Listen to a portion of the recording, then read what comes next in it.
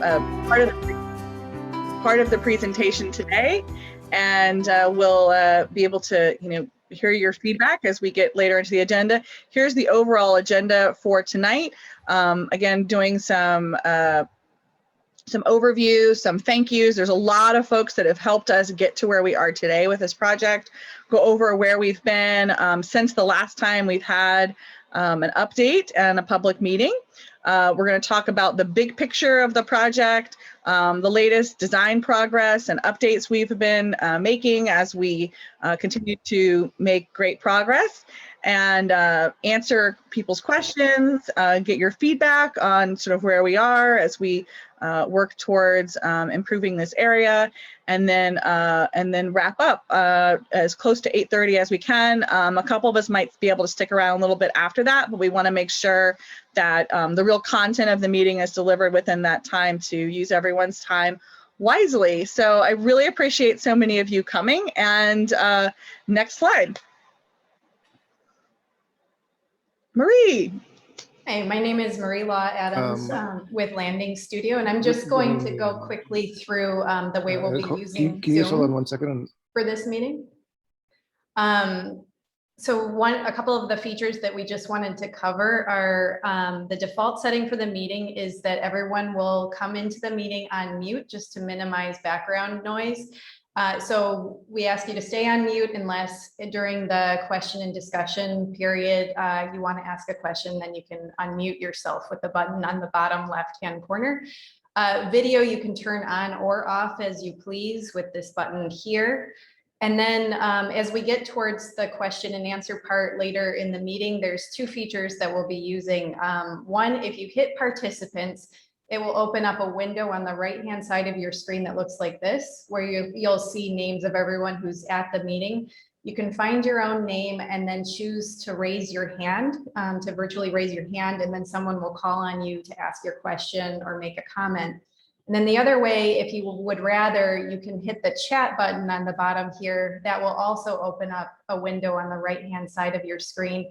And you can type in the question, and then someone from our team will read out the question and will respond to it. And if we don't get to everything during this meeting, we'll be taking a transcript from the chat and addressing those questions. So there'll be another opportunity to kind of hear answers on that stuff. And then finally, if a lot of this meeting will be spending sharing slides on the screen. And so if you want to see more faces, you can just toggle back and forth, or if you want to enlarge the size of the slides, if you just see these two little parallel bars here, you can drag that with your mouse back and forth, and that will either decrease the size of the image and show you more faces, or the opposite. So you can kind of just change the viewing settings for what you prefer. And that wraps up the Zoom overview. I'm going to hand it over to Parker James now. Hello all. I've been deputized to give the thank yous, so I'm going to start by thanking all of you for attending our meeting tonight. It's very important to us to have public participation, so thank you very much, and we appreciate it. So more formal thank yous go out first. I want to mention our public agency partners. First of all, the DCR, Jenny Norwood is here. There are some others from Massdot, but we can do nothing without the support of DCR and Massdot. So just great that those of you who are here. I want to thank always our amazing elected officials, particularly Senator Will Brownsberger, Representatives Jay Livingstone and Joan Santiago, and City Councilor Kenzie Bach. And all of them have amazing staff members who are central to our efforts. So thanks to all of you. Thanks to the generosity of the area real estate developers who are supporting our efforts in various ways. Very special thanks to our allied nonprofit organizations. There are too numerous to mention tonight, but they're listed on our website, and we deeply appreciate alliance with these various organizations. In particular, I want to thank our partner organizations, the Emerald Necklace Conservancy and the Esplanade Association. And also, central to my thanks, are landing studios, Marie and Dan Adams, who you'll be seeing a lot of tonight. And finally, and most sincerely, I want to thank the Charlesgate Alliance community supporters and donors, without which we would not be able to do any of the things that we are doing. So thanks to all of you. Next slide.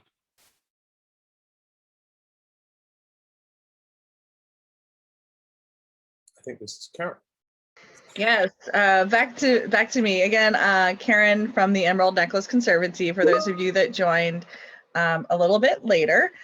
So this project is important because we want to improve both the day-to-day reality of the Charlesgate Park now, but also we want to work on sort of a bigger long-term vision. So we are working at 3 different scales right now. And so you're going to see a presentation that includes sort of smaller day-to-day items and cleanup items, but also the work that we're doing to improve the overall, develop the park design for park details, but also there's some really exciting big picture things and larger scale possibilities that we want to keep you updated. And so we just wanted to mention we're going to be talking about a few different levels of improvements at the same time.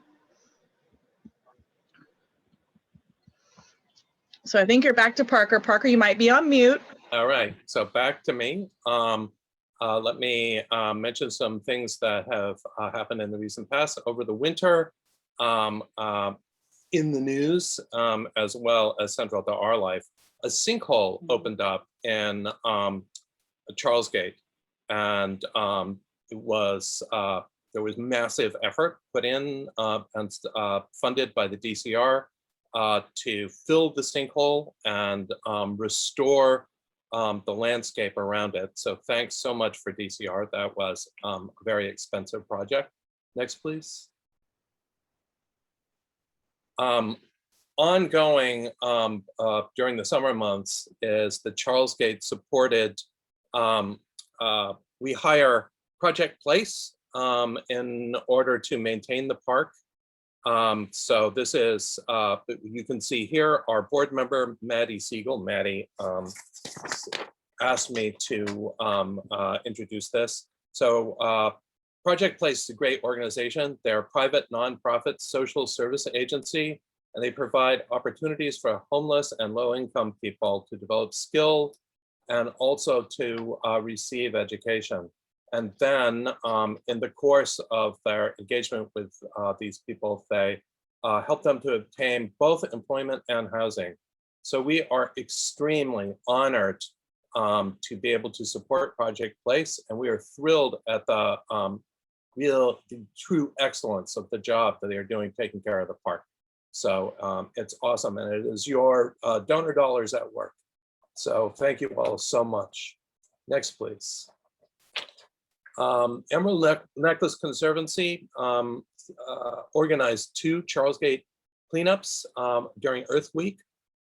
Excuse me, April 20th and April 23rd. So thanks to the Emerald Necklace staff who organized these. Next, please.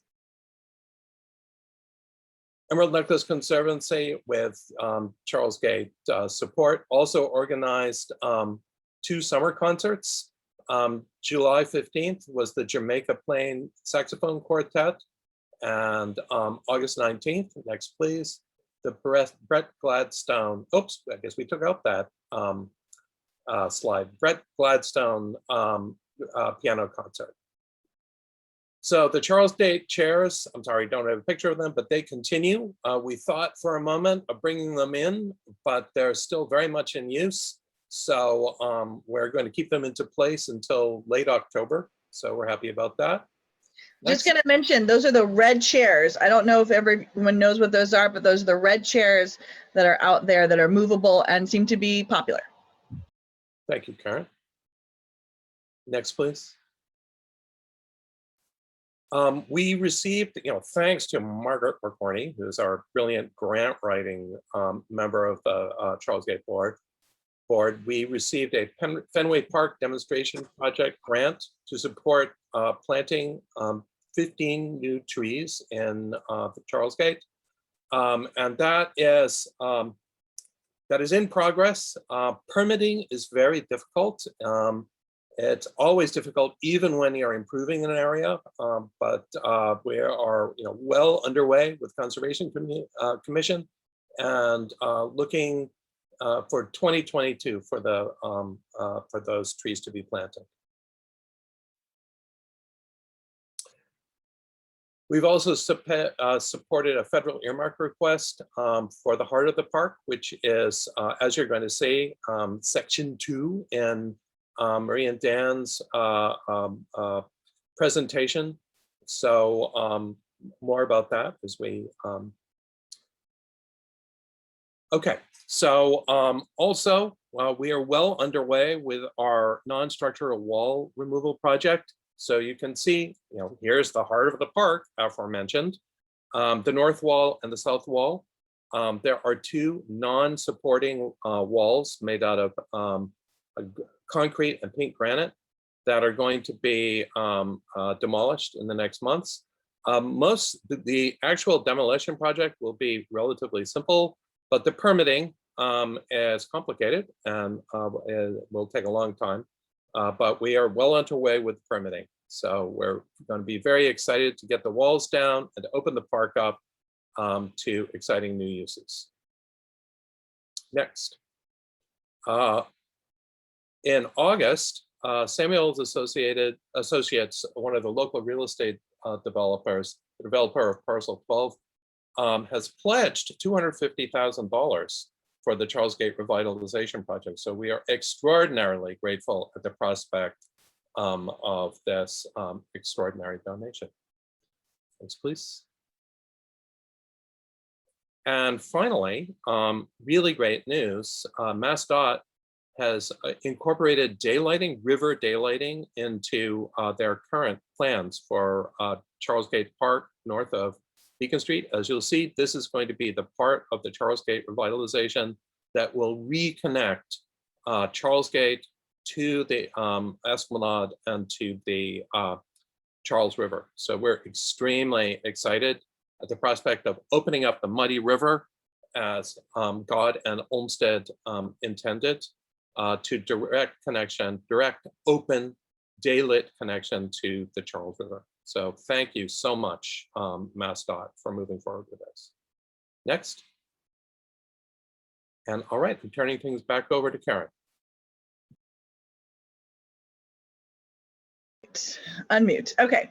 So we wanted to talk a little bit about the big picture vision, and I'm going to have Marie from Landing Studio go into some of the details about this. But the exciting thing is we're making continuing design projects on progress on the heart of the park, at the same time continuing our advocacy with DCR and DOT to work to make the best project possible north of Beacon Street.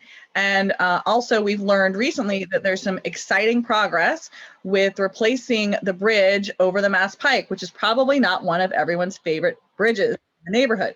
So we're very excited about those possibilities. And so Marie's going to tell us a little bit more about that and how we can continue to be involved with making this area as good as it can be. Great, thank you, Karen. So I'm going to just start with a more regional picture here.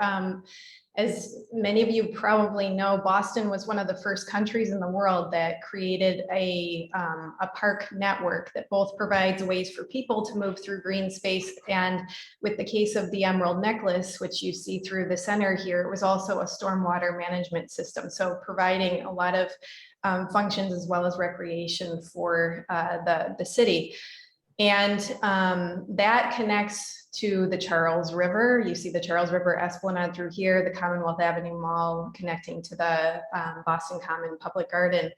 And Charlesgate is kind of right at the middle of all of these park systems coming together. And unfortunately, in the 1950s and 60s, when Sturrow Drive was built and the Boker Overpass was constructed, all of those really important linkages were broken at Charlesgate Park. The roadway network severed those pathways, and also the connection between the Muddy River that runs through the Emerald Necklace and connects to the Charles River. So that was a kind of big ecological loss as well at the time. And that's really the reason we're here today, is to talk about repairing all of those connections and bringing Charlesgate back to what it should be. So the timing is really great for this. There are 3 projects that are happening simultaneously in the Charlesgate area, and we're going to talk about each of those tonight. But first, we're going to talk about how all of them could come together and the vision that the Emerald Necklace Conservancy and the Charlesgate Alliance are advocating for with all of those 3. So you'll see that the 3 project areas are numbered here, with number 1 at the top, and you heard Parker refer to the Massdot project north of Beacon, where they're looking at incorporating daylighting of the Muddy River into that piece. And then project number 2, which is the heart of the park, or the piece of Charlesgate that's really in the center of the Kenmore and Back Bay neighborhoods, is an effort led by the Charlesgate Alliance, the Emerald Necklace Conservancy, in partnership with the DCR to make improvements there that both reconnect and bring new community needs like a dog park and a children's playground to the neighborhood. And then number 3, we found out much more recently that Massdot is moving forward with a project to replace the bridge over the turnpike. So that's the last piece of the Boker that connects back over towards the Fens and the rest of the Emerald Necklace. And there's enormous opportunity there to really relink the park system holistically through the combination of these 3 projects. And it's really fortunate that the Charlesgate Alliance and Emerald Necklace Conservancy in the fall of 2017 through now have started and been continuing a public engagement process with the community to think of what are the really important priorities for improving Charlesgate. And that resulted in these design principles that we use to develop a design for both the heart of the park at Charlesgate, but can also be applied to the other 2 projects north of Beacon and over the turnpike, the work that Massdot is doing. So with the Emerald Necklace Conservancy, Charlesgate Alliance, we've been really advocating to build these points into those projects as well.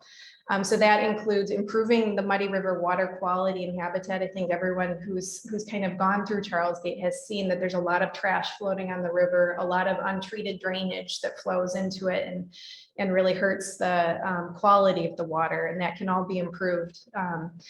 Activate the site with new uses, and that's in the heart of the park. The idea of bringing in a dog park for all of the dog owners in the area and activating the space with a playground. Also reconnecting the park systems in this area, as well as across between Kenmore and Back Bay neighborhoods through Charlesgate. Designing for maintenance, really just paying attention to the fact that there is a bridge overpass and trying to make sure that that's considered in the design of the park, and all of the maintenance of the landscape is also considered.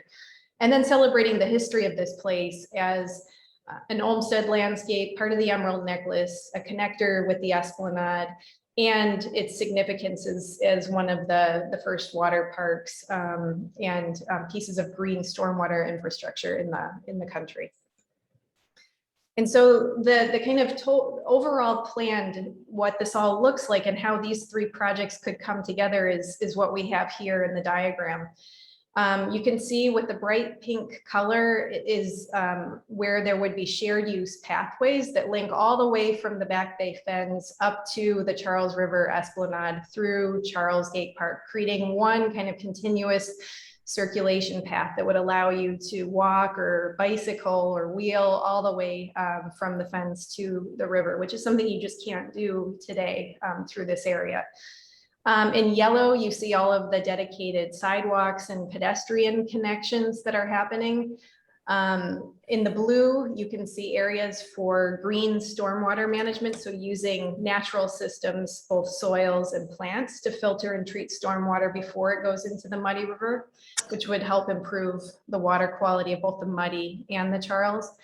And then along the river itself, you see these areas of shoreline restoration that would be made possible with this project too, which also helps with the local ecosystem and water quality. And then really important, what you heard Parker referring to was the daylighting of the end of the Muddy River. So when Sturo Drive was built in the 1950s, the last 250 feet of the Muddy River was buried in underground pipes, which is really quite bad for the health of the river.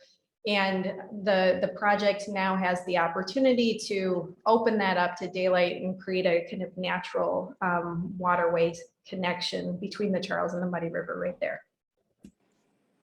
And so some of the benefits that come from this plan are one, improvement in water quality. Over 13 acres of roadway runoff will be taken off of the drainage system from draining directly into the Muddy River and will be treated with nature-based solutions.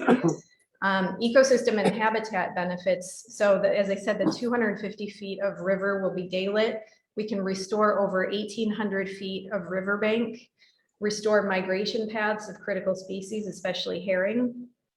And then in terms of people-powered connectivity, there's over 2 miles of new pathways that are included, reconnecting the park network, as we've been saying, and then connecting Boston's environmental justice communities to rivers and beyond, as this whole network connects into Watertown as well as Boston Harbor, all the way down to Quincy with the Harbor Walk.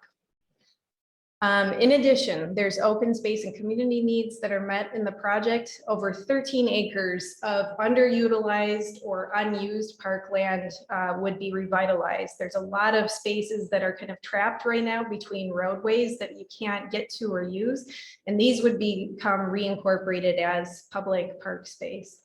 And then adding a dog park and a fully accessible children's playground in the heart of the park.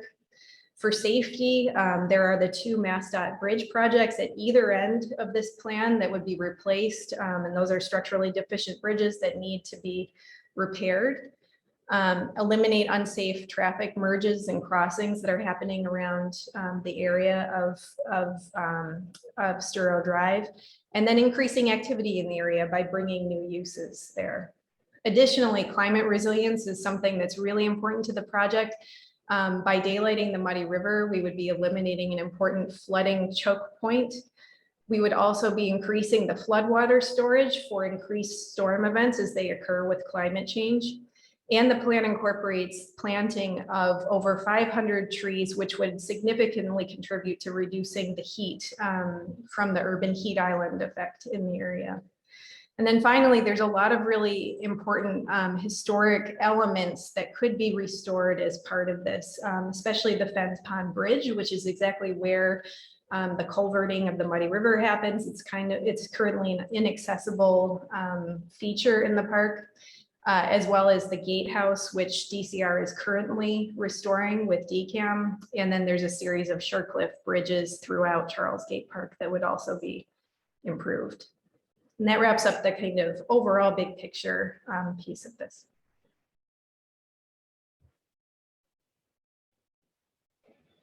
So next, as we continue to work on the heart of the park, and that's probably the piece of the park that most of the folks in the neighborhood walk through most regularly, walk by most regularly. This is the piece that we have the design funds. We were really fortunate to receive design funds from the state and from the city to bring that piece of the project up to a shovel-ready design, and so we are hard at work doing that with Landing Studio, Dan and Marie's expertise. And because some of these exciting other things are happening on either end, our detailed design has been able to respond to some of those changes. Because what's really timely about this project is, as you know, there is a lot of potentially federal and state and other money coming for infrastructure projects. But regardless, both bridges north and south of Charlesgate are considered structurally deficient and are being planned for replacement by DOT. This is a really wonderful time that we as a community and park groups can be involved in making sure this works for all of us from a best perspective. So Marie they've been taking some of the feedback as they learn about what the possibilities are north and south and building more depth into that. And so we'll start by just looking at some of the things that the Charlesgate Alliance and Emerald Necklace Conservancy are advocating for in the project that is led by Massdot north of Beacon Street that you can see outlined on the screen here. So this is what it looks like today at the end of the Muddy River. You can see a little bit of the water right there. This is the historic Fence Pond Bridge that used to be where the Charles River ran up to. And then the Muddy River connects out to the Charles right here underground through 4 culverts. And so the Charlesgate Alliance commissioned us to look at a visualization of what daylighting could look like there and the way that it could bring access for people right down to the river. It could even bring paddling opportunities into this area. The rest of the Muddy River is not navigable because of the heights of the height of the bridges here, but this zone as it connects to the Charles could become a new kind of waterborne recreation space. And the bridge itself would be kind of fully revealed as it was designed to be. So then if you're looking more from the Charles River side, so if we're at the edge of the Charles River, you can see the 4 box culverts that connect the Muddy River today to the Charles. It's barely visible at all, very hard to, or very easy to miss. And if it were to be daylit, you see here this kind of really great connection between the Muddy and the Charles, a bridge that is connecting the Esplanade bike and pedestrian pathway going over it, and the opportunity to be able to paddle under it and get close into the Fence Pond Bridge area here. This is looking more towards the west again, at the area where the Muddy comes out through here. This is where we were just looking from the river. And then what that could look like too, you recover a whole lot of parkland with this plan. And so this is just an image of what that kind of space could look like. And you see the connection of the Muddy and the Charles over here with that bridge over it. Next, it's looking back towards the Massachusetts Avenue Bridge. This is what the Esplanade or Sturrow Drive looks like there today. And then with this plan, this would be where you'd have a new pedestrian and bicycle connection and a view of the rivers converging. And this is also, of course, a very kind of important cultural space. The 4th of July fireworks are more and more staged around the Massachusetts Avenue Bridge, and this could be a really great place for people to gather and partake in that in the summertime. And so if we just jump down to the 3rd project area, so this is Massdot's project to rebuild the bridge over I-90, and the Charlesgate Alliance and Emerald Necklace Conservancy have taken the initiative upon hearing the news of that project moving forward to come up with a vision that would suit community needs for this area and reconnect the parks. But at first, it's really kind of important just to kind of see what the condition of the bridge is here for people that are trying to pass between the Kenmore neighborhood and the Back Bay fence. So this is some photographs of daycare children that are going over to the Mother's Rest playground. This is a place where the park system really becomes very, very narrow. It's about a 4.5 foot wide sidewalk with a missile fence and fairly high speed traffic on either side. So it's a very unpleasant pedestrian experience to pass through here. The parks kind of just completely break at this point. So the current project scope is to replace that bridge that's outlined in red here. And part of the project also includes redecking the off-ramp from the bridge over the turnpike that runs up to the intersection of Charlesgate East and Commonwealth Avenue. And the vision that the Charlesgate Alliance and Emerald Necklace Conservancy is promoting is to really think about creating park-like bridge connection here. So you're seeing a much wider bridge that really connects between the Back Bay Fens and Charlesgate Park.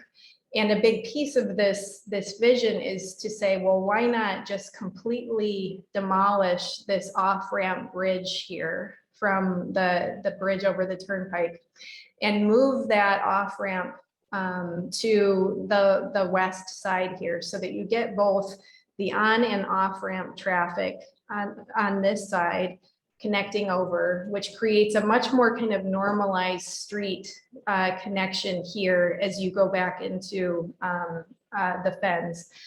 And it creates the opportunity to have a park connection across, with both a shared use pathway passing through Charlesgate Park, as well as a dedicated pedestrian pathway surrounded by trees all the way through here.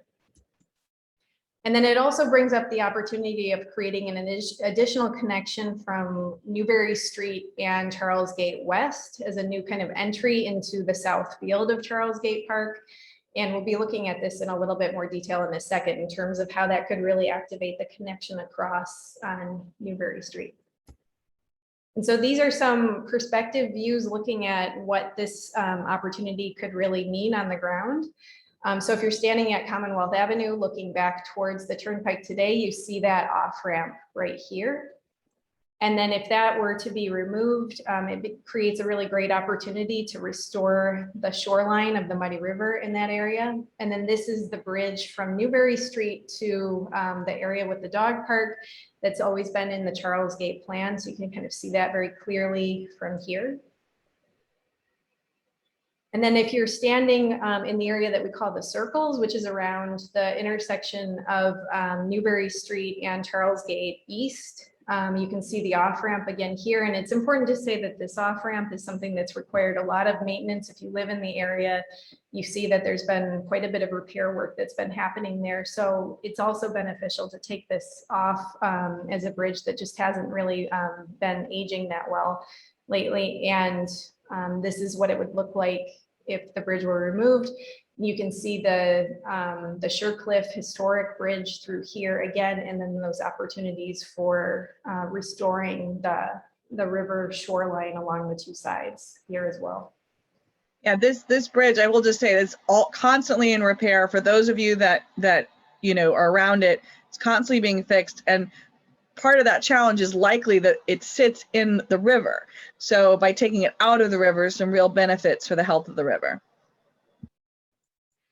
And then if we go back up to the surface of the bridge over the turnpike here, this is what you see today. This is that pathway that we were seeing that the children walking over.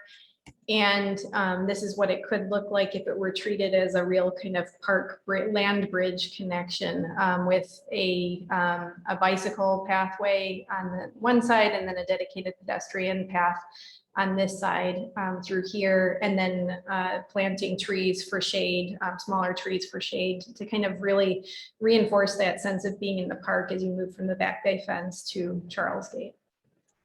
And then these are some aerial views just to show it all together. So this is what the kind of bridge and intersection over here at Boylston Street looks like today. And you can see all of the traffic medians and sort of trapped landscape spaces. And then the way that the intersection here could become normalized with the two-way connection back down to Commonwealth Avenue here, the intersection, and really kind of bringing back all of that green space to the parks. So the Back Bay Fens actually grows a little bit bigger here. And you get these kind of connections here through the middle that we were just looking at. And then I'm going to close by going back to the heart of the park and the area that this group has really been working on coming up with a detailed design vision for. As we've looked at these projects that are happening on either side, we've kind of tried to study and anticipate how the design of Charlesgate proper in the center, the heart of the park, really needs to reflect and anticipate those projects, so that what we put here meets up and matches with what's happening there as well. So we've been doing some studies, especially of the South Field area, now that this project number 3 has become something that is, you know, is going to happen in the near future, and looking at how that affects the design of the South Field. So there's 2 kind of factors with that.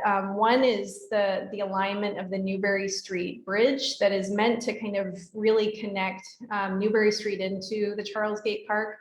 And 2 is the layout of the dog park area as well.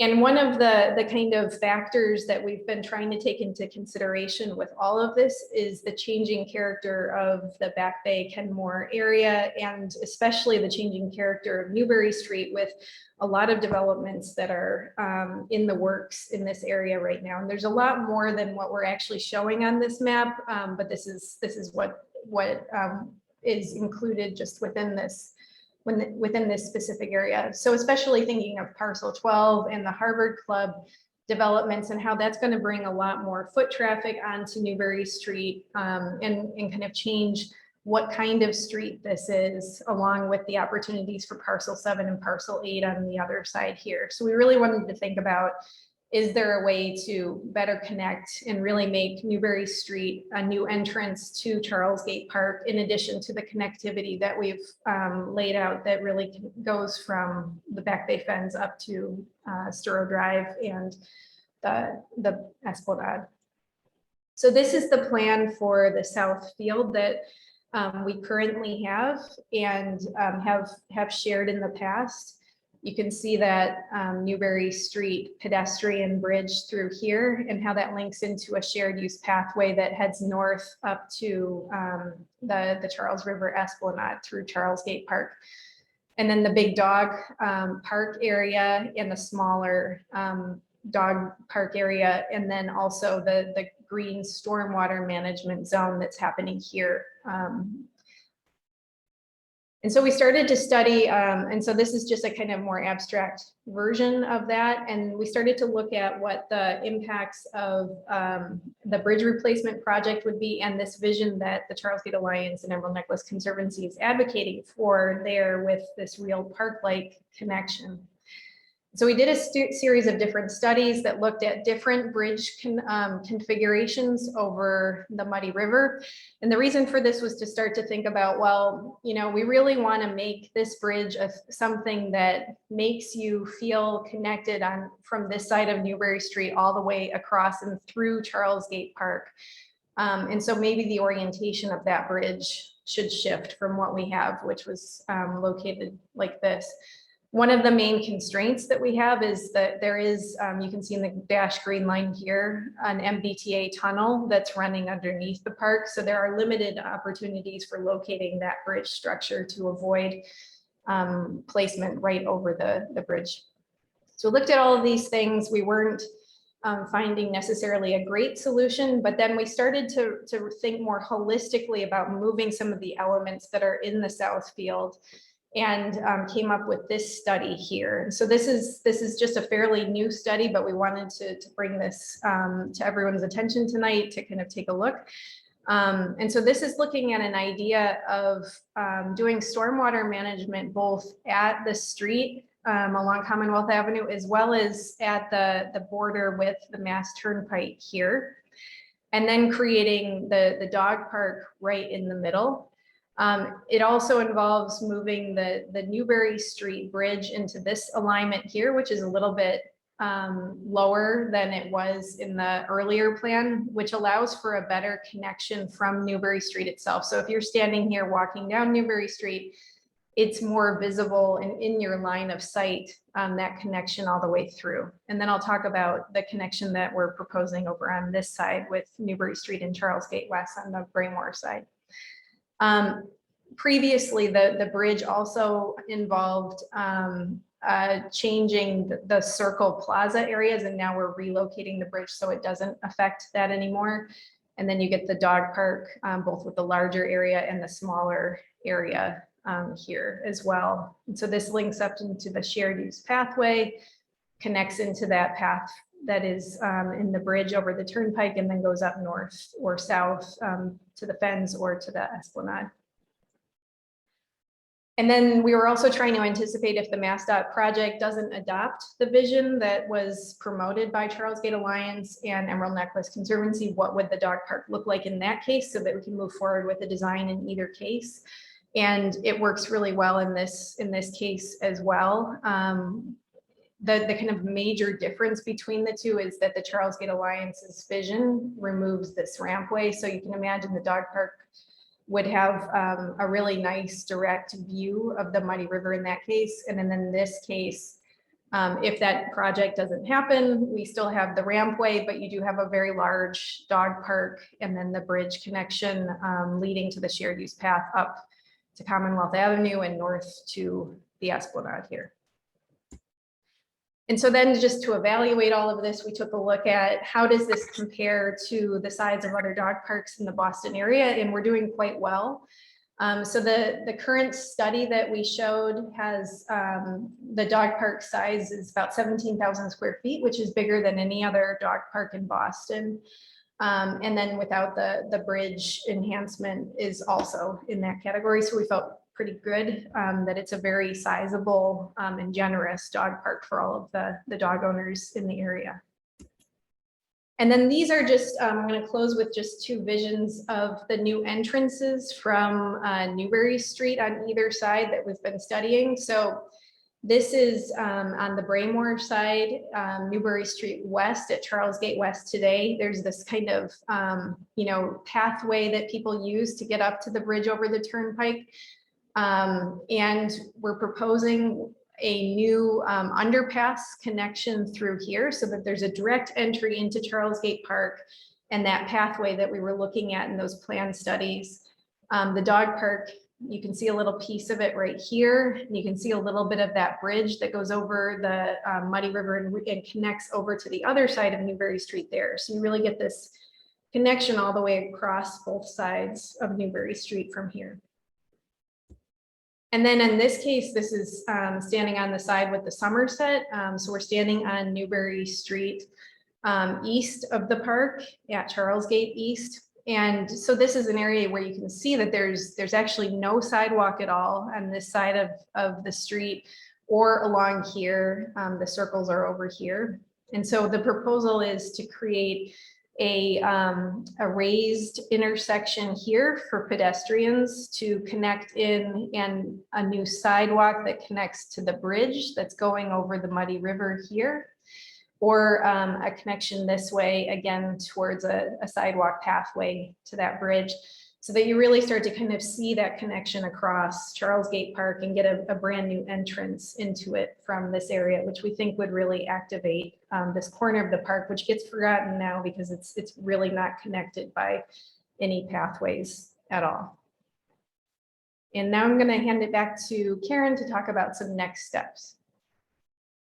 Yes, I think in the interest of time, I think we have a couple of elected officials that might be joining us and might be able to talk. So we might go up to that and then come back to this, just because I think they are trying to pop into 3 or 4 meetings tonight, probably.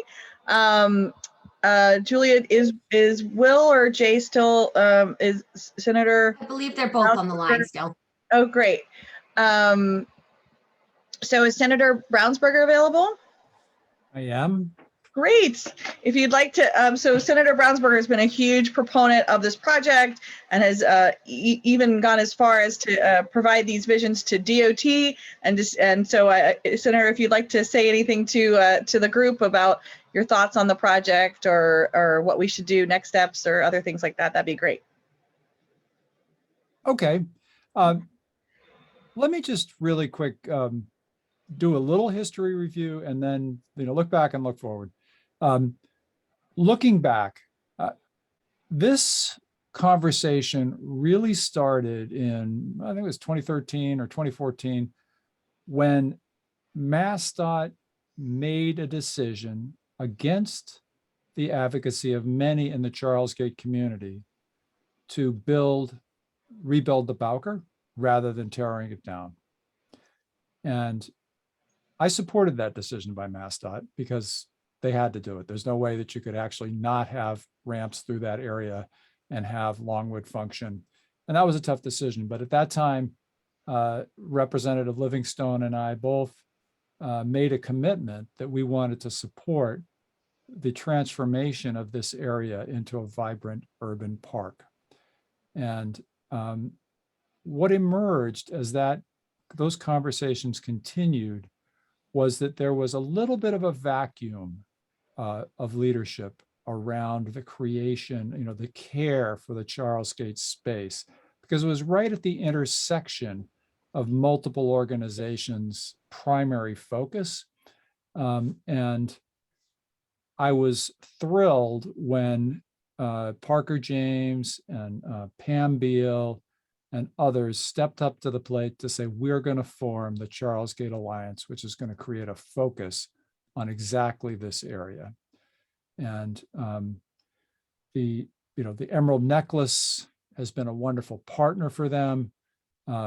The Esplanade Association has been a good partner for them as well. And a great community leadership is coupled with nonprofit leadership to get something moving. And one of the best things, Jay and I have helped them, get some funding in place, and you guys have also put together funding from the CPA.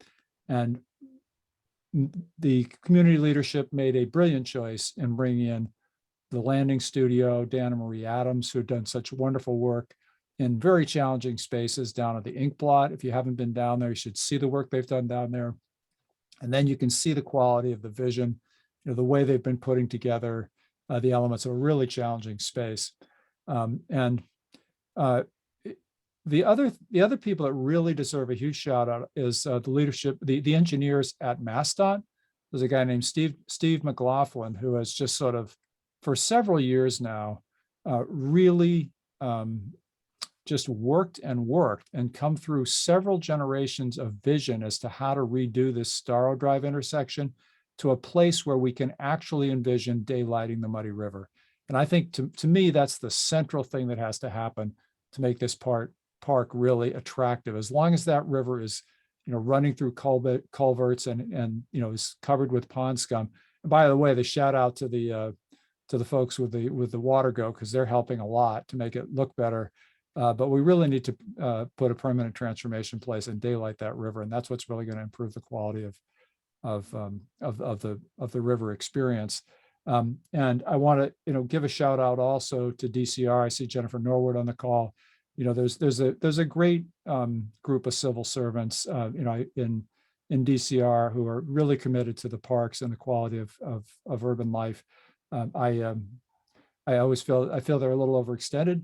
We can't give them enough, and the management challenges they face are big. But the commitment and the commitment to public service is really great and really appreciated among so many people at DCR by me. So the huge funding nut that we have to put in place is the funding for these bridge projects, especially the one at Starro, at the intersection with Starro, but also the one over the Turnpike. And we have to do that in a way that reflects as much as possible of the vision that Marie has put in place. I mean, you can imagine just redoing these things, or we can imagine really improving them.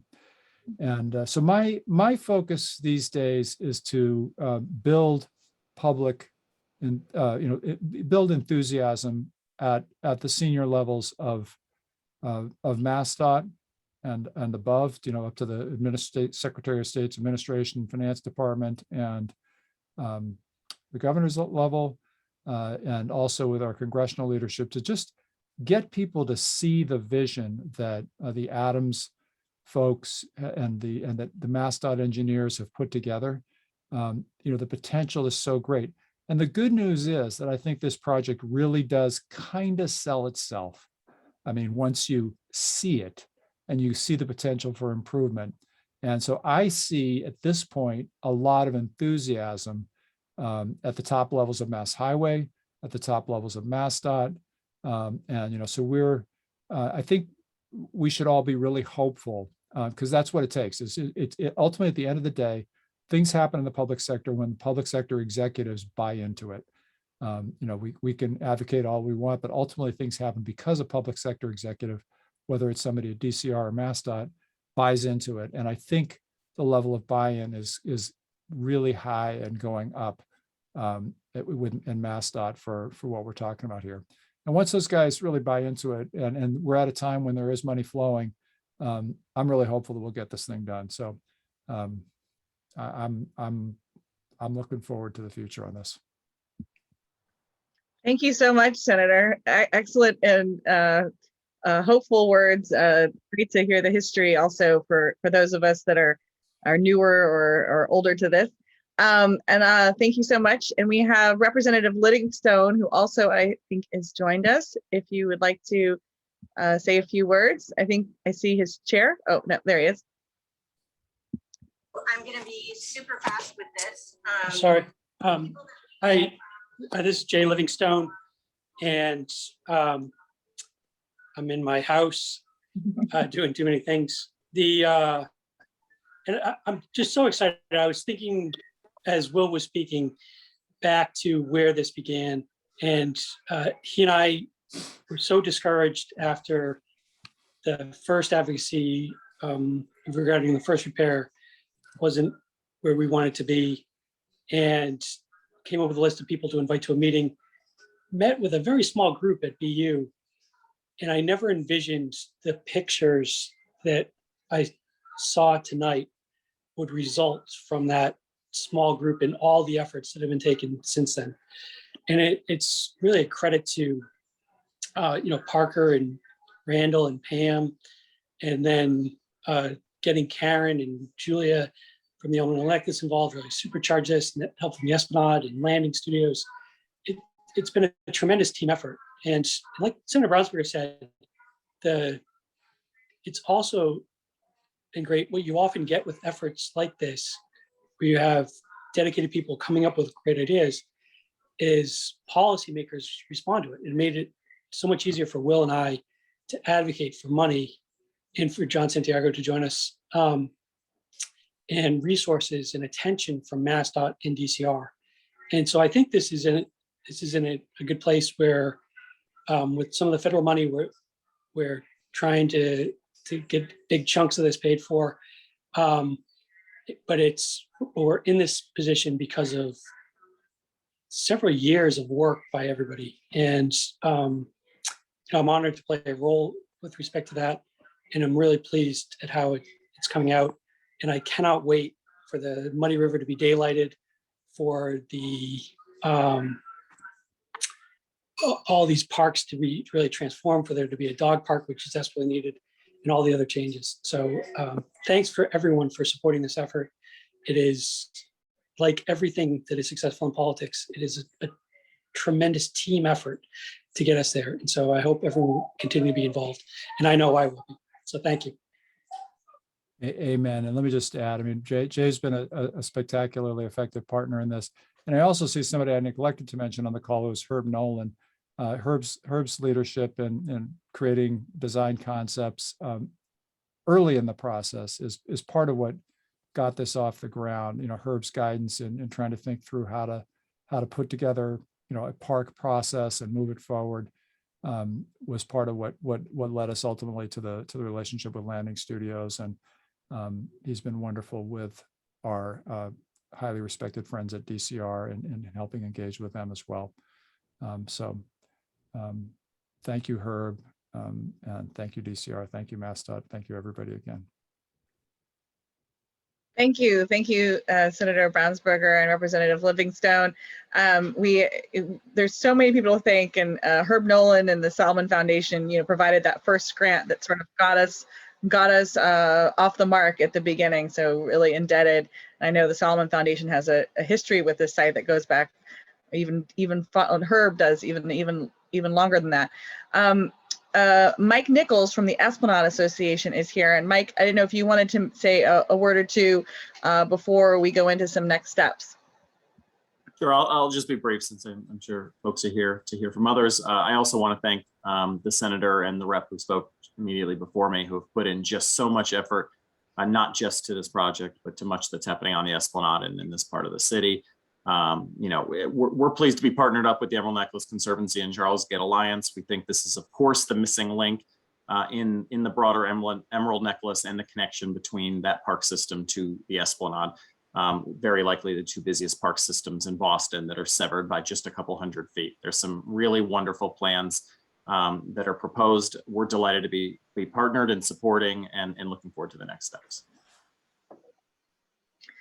Great. Well, thanks so much. I think let's go back to kind of sort of next steps, and then we'll have some time for questions and answers. And there have been some questions and answers in the chat. We try to do our best answering them, but I'm sure there are more questions on this. These are, big important projects with a lot of moving pieces. So what we're doing in terms of next steps is continuing to work with our amazing elected officials that joined us tonight, and also the public agencies, because I think that what the senator said is so true. Both creating a vision that works for everyone, and that reflects the community's desires, but also is possible, is buildable, and so far we've been really fortunate with support and partnership from both DCR, which is the state parks department that manages and owns a lot of the land in this area, and then also Massdot, which oversees and owns the roads and the bridges in this area. So that's fantastic. A couple of exciting things on the horizon. The Emerald Necklace Conservancy is fundraising for the work in the heart of the park tomorrow night at our Cocktails in the Park. I know many of you are going to be there, and the proceeds for that, again, will be going to this project. That's in addition to the amazing commitment that the project received from Samuels Associates of $250,000, in addition to other donations that here and others people have made. We are, proceeding towards the permitting for the heart of the park. So those are the real amenities that we're working towards. Sort of the dog play area, the playground, all of those things that make a real difference. Crosswalks, those kinds of things that really make the park everything that we need it to be, to connect us to our neighborhood and beyond. And what's one of the other exciting pieces of this project is those non-structural walls that are a couple that are in the park that really do break up the space, sometimes create areas that don't feel as safe as they might and sort of lack visibility. Those walls, we received a grant. Charlesgate Alliance received a grant from DCR for that project with some support from the Emerald Necklace Conservancy. That project is in design now to remove those walls, and I think it will create much more open park where you can kind of see those views and sort of see the rivers and how the park connects. So we're excited that we expect, assuming things go as DCR expects, that those walls would be coming down in the spring. So people are building walls other places, and in Boston, we're taking them down. The Emerald Necklace Conservancy has a couple volunteer cleanup events that will be planned for October and November. It's wonderful, of course, the work that Project Place is doing above and beyond the work that DCR is able to do, but there's always a little more to do. So if you're interested, please sign up on our website. And we are planning to have another public meeting to further update you and others that learn about it in the spring of next year. The Charlesgate Alliance and the Conservancy, we have Twitter and Facebook and all those kinds of updates on our website, but it's always nice to have a meeting like this. So I'm sure there are questions. I know Marie has her PowerPoint slides available if people want to delve into the details. If people have questions, they can either put them in the chat, or you can raise your hand with the hand raise tool, and we will call on you. And so I will, and there's a question about whether or not this presentation will be available online. Absolutely. We post all the presentations we make online, so you can share it with your neighbors. And check it out later if you want to look at something. I know it's a big area. It's not super simple to follow.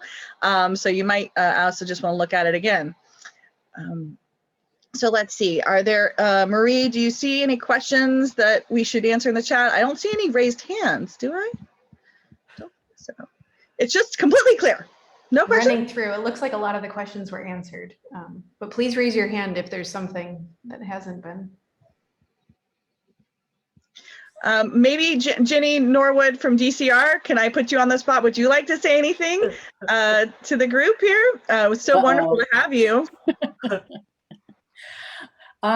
Thank you for having me. This has been a really interesting and fun project actually to work on. Hopeful that Massdot comes through. The two connection points are really hindered by Massdot roadways. So even if we wanted to and had the funding to make all the changes, we really couldn't have the impact that Massdot can have with redesigning those roadways. The walls are coming down as part of a partnership matching funds program. This is a great program that any park in the or friend in the Commonwealth can participate in. If there's a project on DCR land that you really want to see done, you kick in a little money and we match it and we do the work. So the wall project is being done with a 1-to-1 match with the Charlesgate Alliance. And yeah, hopefully those walls the design will be done and those walls will be coming down in the spring. That's about it.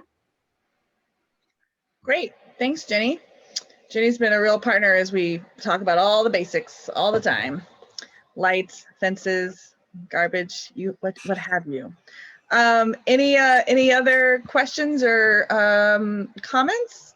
Marie, do you see anything? I see a lot of yay, looks great, which is fantastic.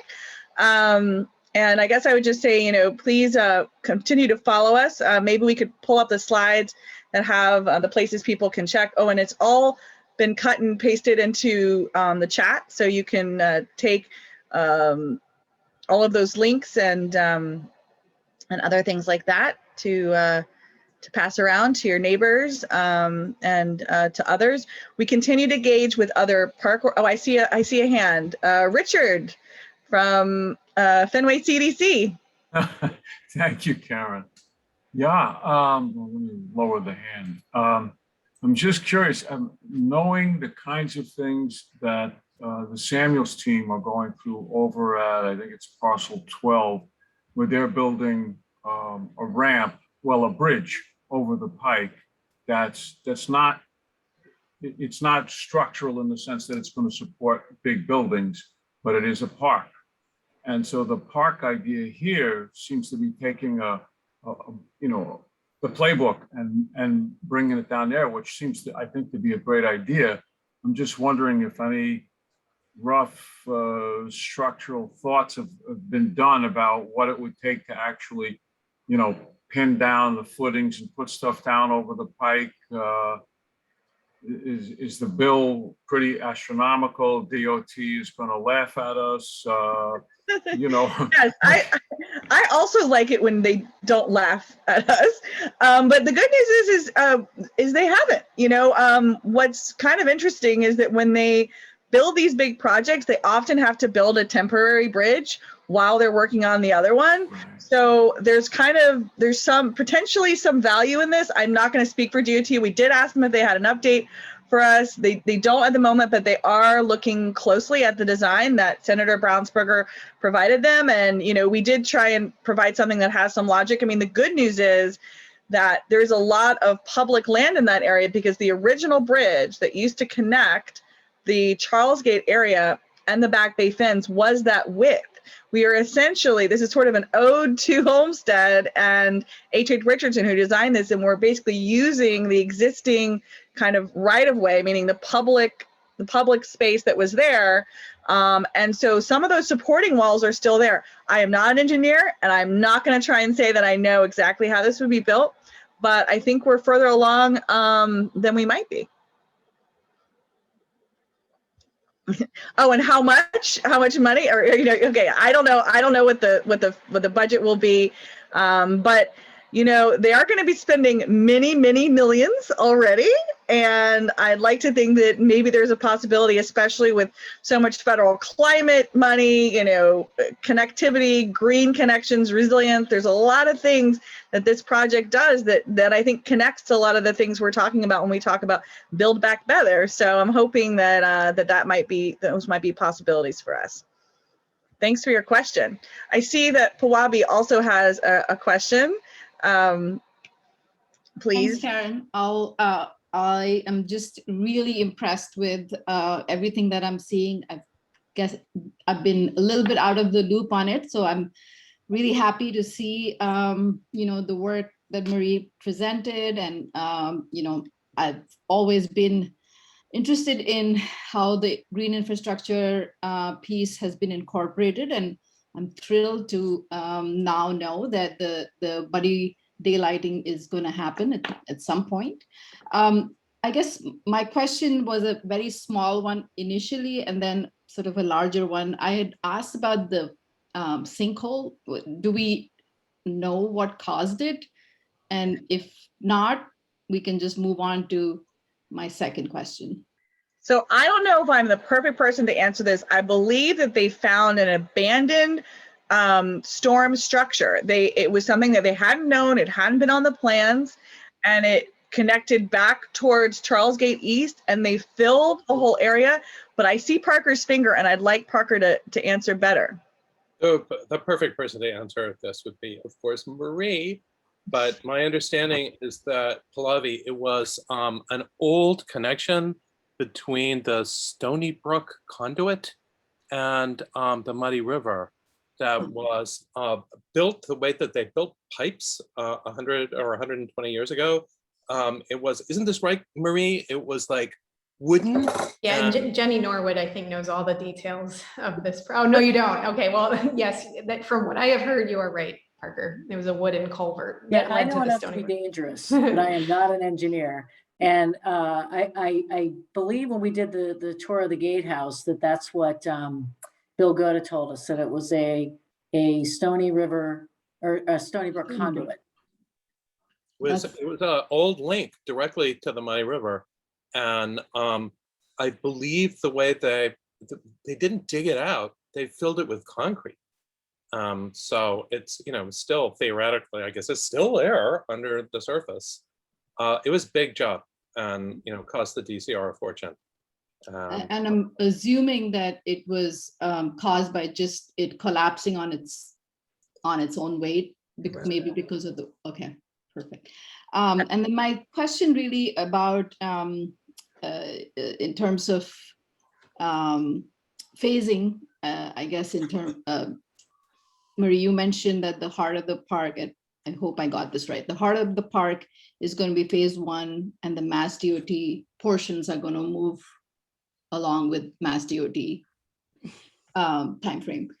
I just wanted to recommend, the MVP grant.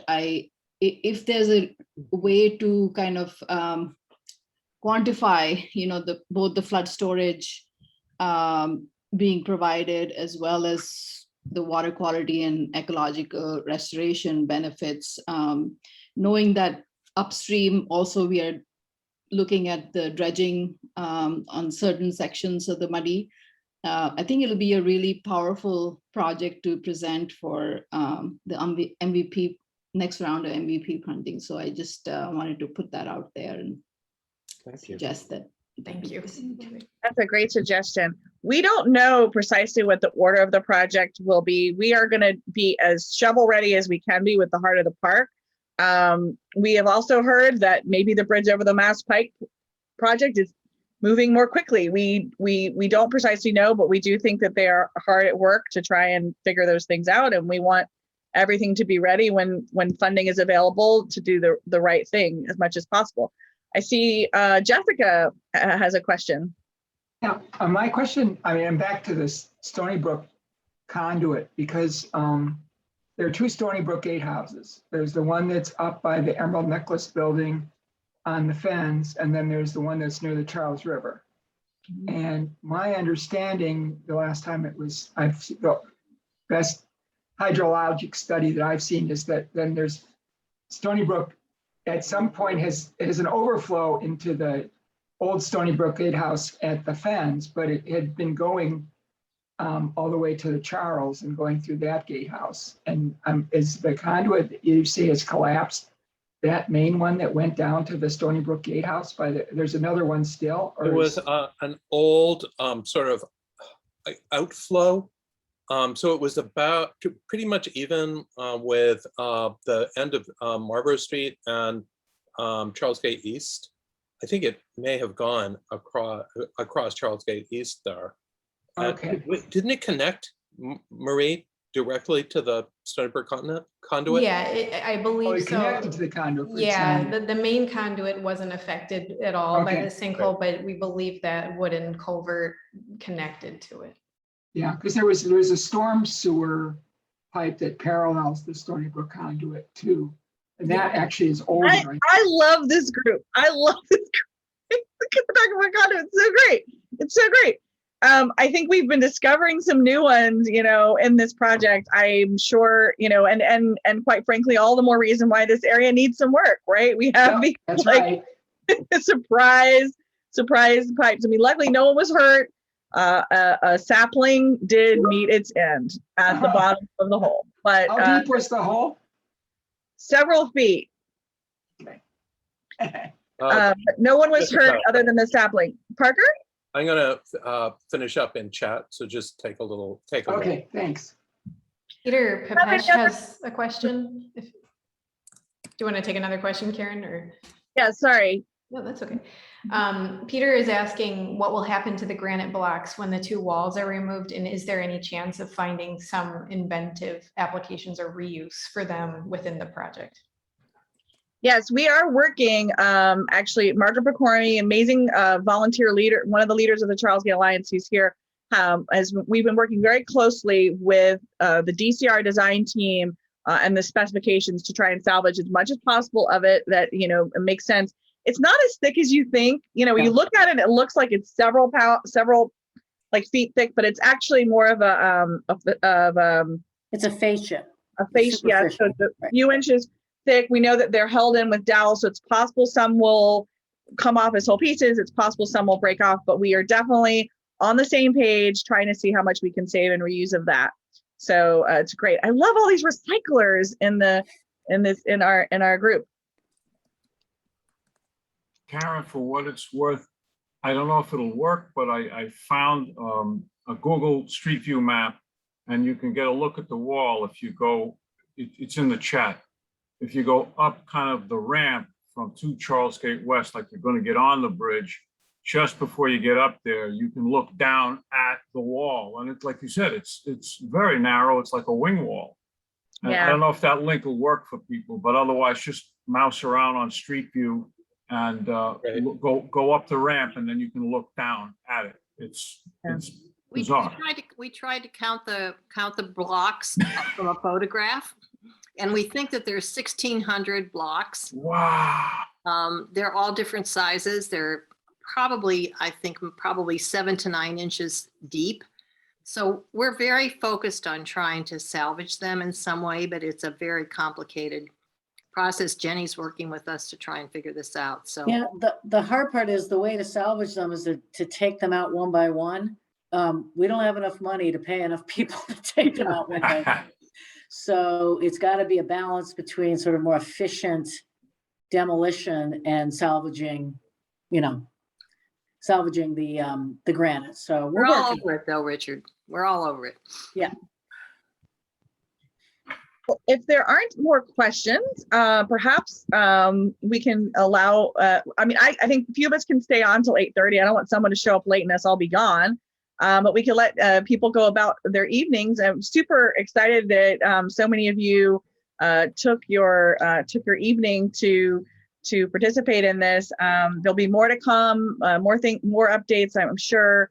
If this is a project that you support, you can consider, of course, a donation. You can consider liking it on Facebook. You can come to a future meeting. You can tell your neighbors about it. And tell your elected representatives how important it is to you.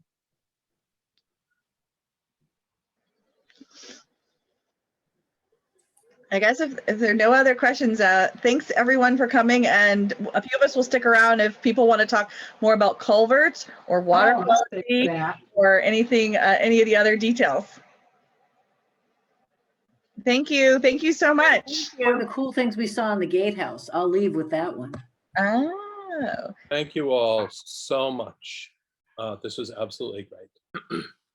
Wonderful to see everybody tonight. So thank you. Safe. for being Everyone here. continue to be safe. Mm. Greatest project ever. Yay. Thank you.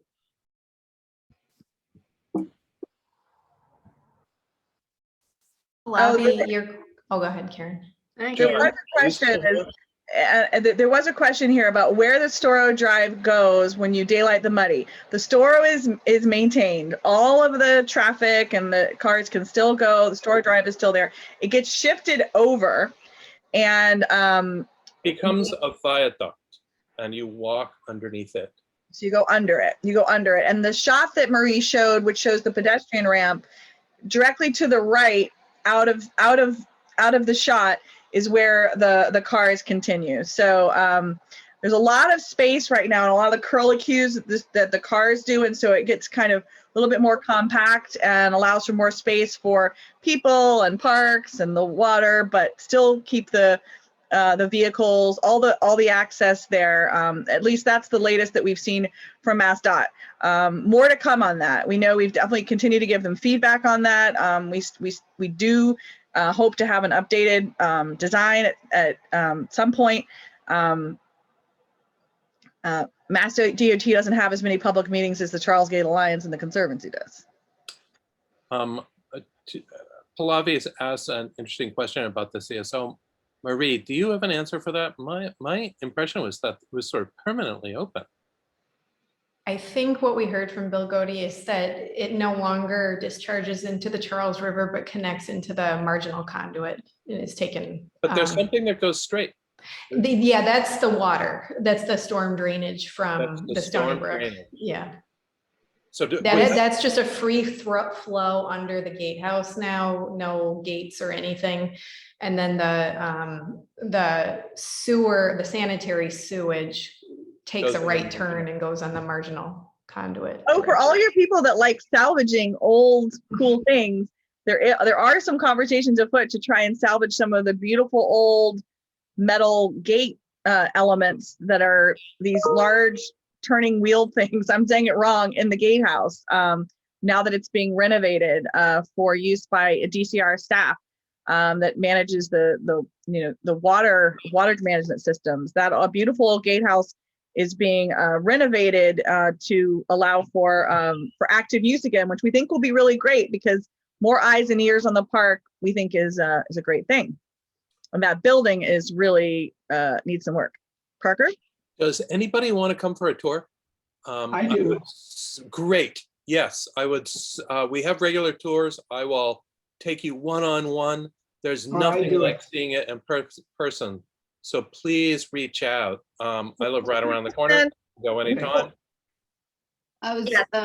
We'd love to have you. We're working with all of the park and other transportation and other advocacy organizations, but we will be sending an email to everyone that came tonight with the dates of upcoming tours. There are some, one maybe this week, and then I think a couple more in October.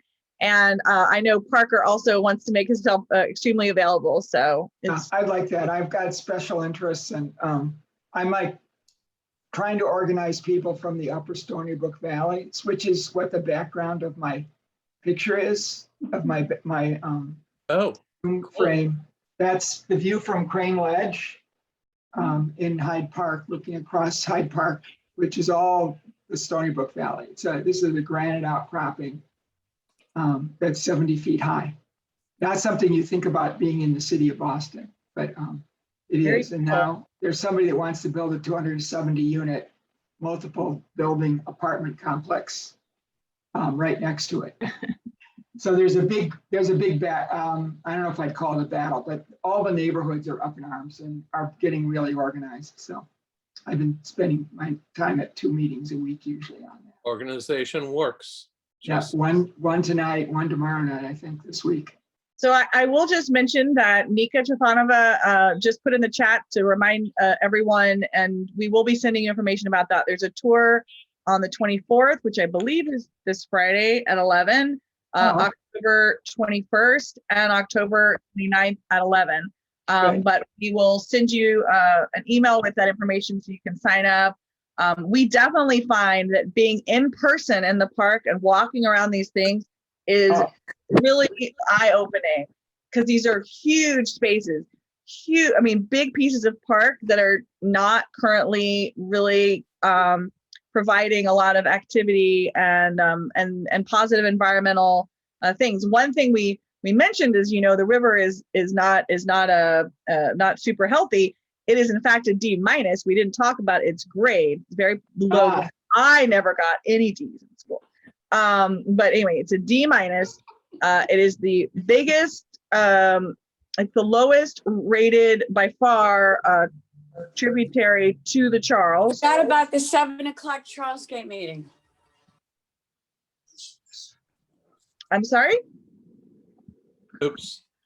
Oh, sorry, maybe it was just, so it is definitely something that we want to address with the water quality. So a lot of the things that we've included in the design that we didn't talk about tonight as much when we talked more about the sort of layout of some areas, but all of that water right now is coming directly off the overpasses into the muddy, not being treated. That would not be legal today, but it is grandfathered in off of, past wrongdoing. And now we get the opportunity to treat that with green water treatment measures. I also will give a shout out to the Muddy River Initiative, which is put in a water goat, which you might have seen near Ipswich Street, and where they have been essentially providing essentially a boom, but we call it a water goat, that really traps the detritus as it comes down the muddy, and then volunteers are taking their time to safely clean it out, and it definitely has resulted in less garbage on the water sheet, which is a word I learned in the last few years, which is the surface of the water in the Charlesgate area, though the muddy is still a D-. So we have more to do. Water sheet looks amazing. And I invite you all to take a look at it. So there's water goat, and there are actually 2 other upstream booms that are being used by the Army Corps of Engineers. So there's a total of 3, and it just proves that the Muddy Water Initiative was correct. Booms work, and I think it will actually save the DCR $50,000, because I don't think it'll be necessary to clean the crap out of the lower muddy this year. So please go take a look. Let's hope it's the beginning and not just the only time it's like this. Just another final suggestion before I sign off, Parker. You probably have done this already, but it'll be awesome to take kind of video footage or pictures during wet weather. We've had so much rain in the past summer, and I think it's just makes the case for looking at these kinds of projects much more stronger, knowing that we're already getting a whole lot of more precipitation than we ever have. So just documenting that would be a great idea. So Pallavi, what exactly the water coming off the bridges? What are the height of the water, direction of the flow? What should I think if you get out there during sort of the latter end of the storm, I think you'll be able to get a very good sense of, what's sheet flowing currently into the muddy and what's coming, either through the bridges, outfalls, or I think the case here is to try and create as much flood volume as possible, knowing that, that's going to be a criteria when the muddy is looked at. It seems like such a natural place to store floodwater. Yeah. So yeah, great. Yes. Thank you. On that point, Pallavi, we actually regret we didn't take any photos and didn't get out there. There was a big storm right before Henri came into Boston. It actually brought more rain. don't know if, and the Muddy River did hit a high flood level. I think it was Yeah. like 15. If anyone in this group has photos of that, we would really be interested in seeing what it looked like. Yes. Yeah, I think the Stony Brook conduit filled up Yeah. here because I got rain and I got water in my basement coming from the direction of the conduit. Hmm. So, I have photos of the We need muddy. a hotline. We need a hotline, and then you can call us, and we can like go out there and take pictures. yeah, that's it. There was another question, Ari. All I right. have some photos of the muddy from above the, sort of above the Army Corps project of it over its banks in that area. And I think it's did a pretty good job of storing it. So I can send those. That would be awesome. Thank you. That would be great. Good to see you, Ari. It is. It's so great to say all of you. Yeah, we don't do this on presenter view because it's just so much nicer to talk to have a meeting with faces instead of like nobody. So, and thank you, Julia, for those that were on the lookout for miscreants on screen. It doesn't seem like we had any any troublemakers, so that's great. So we're at 8:30, and I'm going to announce that the presentation is already on our website. Woo! Like, Hey, no time. Julia's already got it up there, and I'm sure the Charlesgate Alliance will also be posting or linking. Anyway, this is great. Thank you so much for spending your evening with us, and